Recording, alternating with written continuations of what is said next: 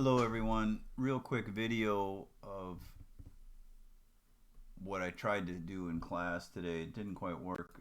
The starting point is exactly like what we did in class. I have 4 points. This one you could see is right here. This one is right here, etc., etc. You could remove the z coordinate, which is probably what I should have done in class, so that I don't have to mess with the z. Otherwise, the z, the foot would land at a higher spot. We did the distance, where we're evaluating the distance between the two ground points, and then the length is just a factor of that, or an addition. I think the factor made more sense. Gravity going up, that's unit z. And then we have the four catenaries. So that one's north, this one's east, you could see it, south, and west. And remember how to rename these buttons. You just right click on it and there. So that name is just for you. All right, then I divided the curve, and this is tricky because you want to make sure that you divide the curve. So here I divided the north curve, and then I'm going to divide the south curve. Now this is low level because it works if you have a nice symmetric footprint like I do with 4 bounding curves. And then I divided the south curve. So I divided the north curve and I divided the south curve. And this is what I want you to do for homework. Then the number of divisions is controlled by you. Okay. But then if you can do this is what I did. I want to string a catenary from this point on the south to that corresponding point on the north. But the problem is that when you divide it, you get the starting points already, and you don't want another catenary there because you already have it. So you need to cull or remove items. And it sounds fancy, but it's not super fancy. So panels will help you understand. So this one is, let me do the south one here. You could see it. There's 5 points in here. 0, 1, 2, 3, 4. And they're in order. Going from the start of the catenary to the end of the catenary. And then I culled, and that's just cull index. C-U-L-L is cull. And we're going to need cull index anyway.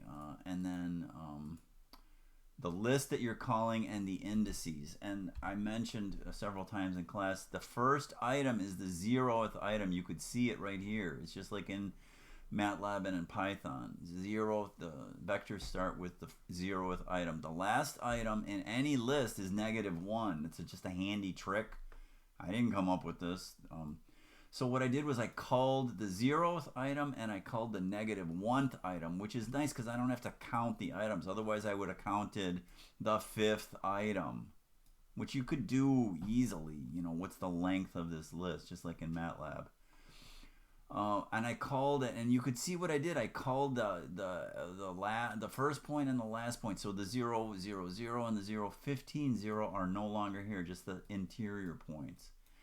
And then I don't really know what happened.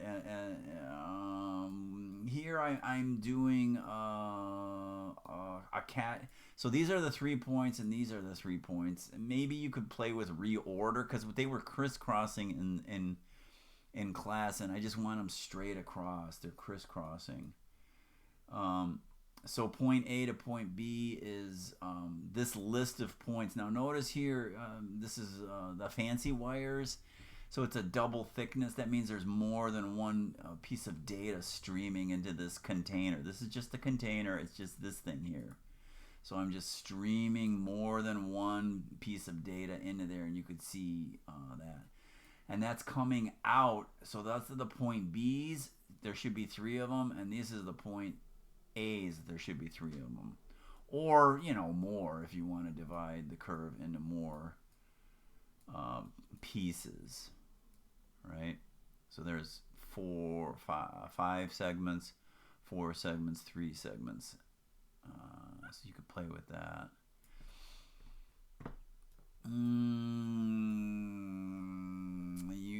you might have to, reorganize these indices a little bit. I don't really know why it didn't work for me. Everything else is the same. Length is the same as before. You could just guess, or you could be a little rational about it, where it's a factor of the length of the distance between those two. But here I just guessed. Gravity's going up. And then I have my catenary. And then this is kind of ugly. So if you can't do the lofting, don't worry about it. We'll get to that yet. So what I'm doing is I'm lofting from one curve to the other, but you have to loft in order. So here, the west, it kind of depends on how you do this. There's one catenary on one extreme.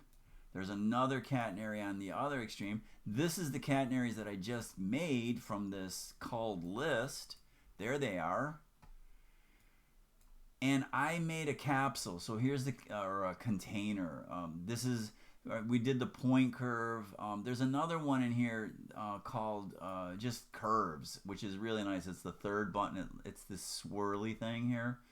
So I just pulled these items in here, and here are the 5. Let me make this smaller so we can keep track. Divide curve here. All right, this one. So there should be 3 on the interior. 3 on the interior of that one that I just did here. So there they are, the 3. Okay, the 3 items.